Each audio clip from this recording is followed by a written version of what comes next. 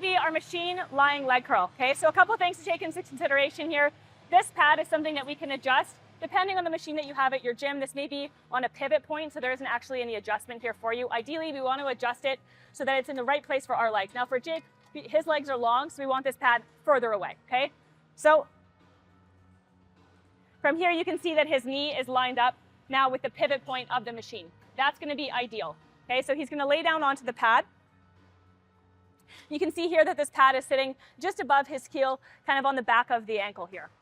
Now, if you're laying completely flat onto this pad, especially if this pad is angled, you're not going to be able to get into full hip extension. To be able to fully lengthen the hamstring, we want hip extension. So what Jake is going to do is actually prop himself up here a little bit onto his forearms.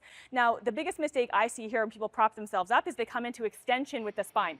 We don't want that. That's a no-no. What you want to do is actually engage your abs, and you slightly want to posterior pelvic tilt. So you're pressing your pubic bone and your hip bones down onto the pad, engaging and squeezing your glutes, okay? Now from here, what he's going to do is he's going to curl up as if he was going to touch his heels to his butt, okay? Slowly lowering back down. Now in the end range, we don't want to come so far down that we end up relying on the calf muscle. So he doesn't want to drop all the way down or fully hyperextend the knee. He wants to keep tension on these hamstrings through the entire range of motion. So he's pausing with a slight bend in the knee, not lowering the full way, okay?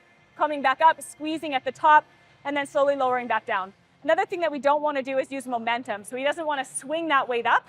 He wants to be controlling it the entire time, making sure that you're not hyperextending in the back or letting your butt lift up away from the pad, okay? So that's going to be your lying leg curl.